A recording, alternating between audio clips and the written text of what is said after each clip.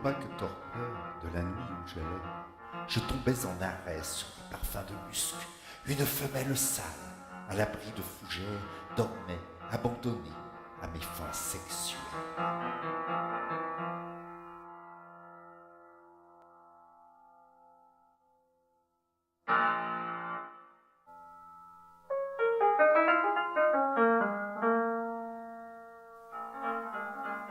Je la humais de loin, sentant monter ma fièvre.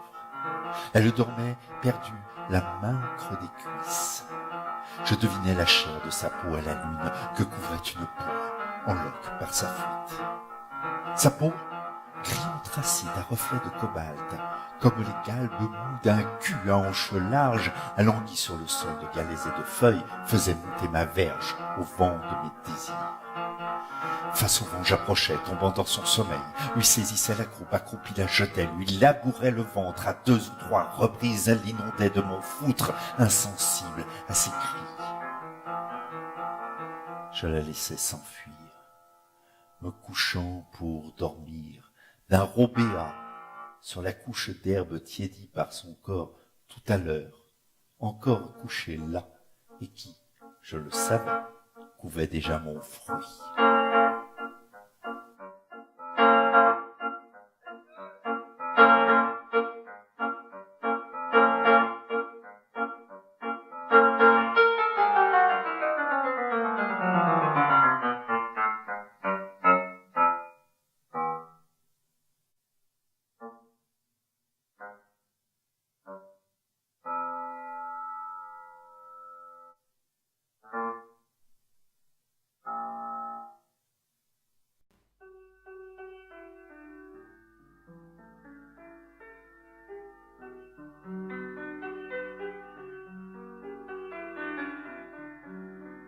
Depuis combien de temps n'avions-nous pas suivi les troupeaux migrateurs à travers les saisons? Depuis combien de temps n'avions-nous pas senti les affres de la faim au bout de nos saguets? Nos huttes aujourd'hui s'appelaient des maisons, le chaume et le pisé en lieu des peaux de bêtes, et les blés ondulants en champs désordonnés, galettes, complétaient nos précaires repas. Pierre par-dessus pierre se montait la cité. Nous n'étions plus tribus, nous formions un troupeau. Homo sapiens, hier, nous devenions des hommes que le monde animal regardait en vassal. Alors que sans un bruit nos longères sombraient, dans le calme du soir, dans le bleu de la paix, je regardais s'éteindre le soleil au couchant, me demandant la guerre, quel sein l'enfantera.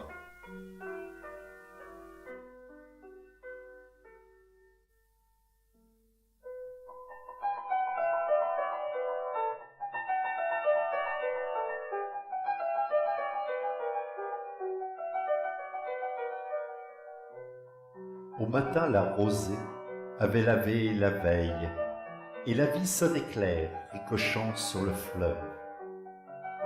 J'étais sorcier pour l'heure, après être passé de tribus en tribulations de toutes sortes. Je faisais avec Dieu des commerces douteux. Je faisais croire au diable en dansant dans le feu la nuit lors de sabbats que le fleuve buvait, ainsi que le sang frais qui goûtait de l'autel. Sous la danse, les corps suaient, ocres et noirs, comme l'âcre clameur émanant des enfers.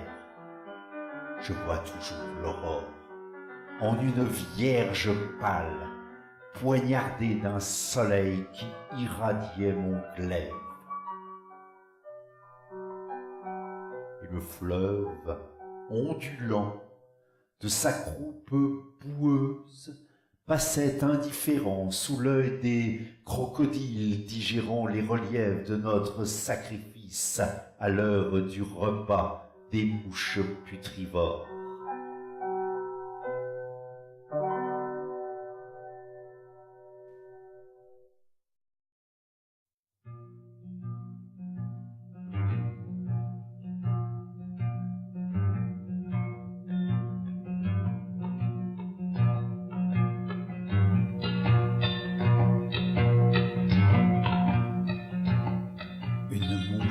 cherchais un peu de pus à boire au bord de mes yeux clos, par la lumière écrue qui tirait l'eau du cœur des pierres pour donner au désert des vapeurs, flou hallucinogène.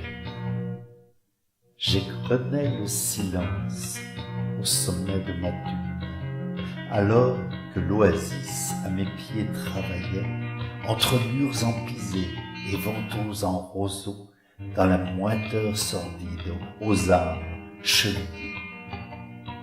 J'étais à leur égard, la conscience à l'écart de leurs lois comme de leurs écarts.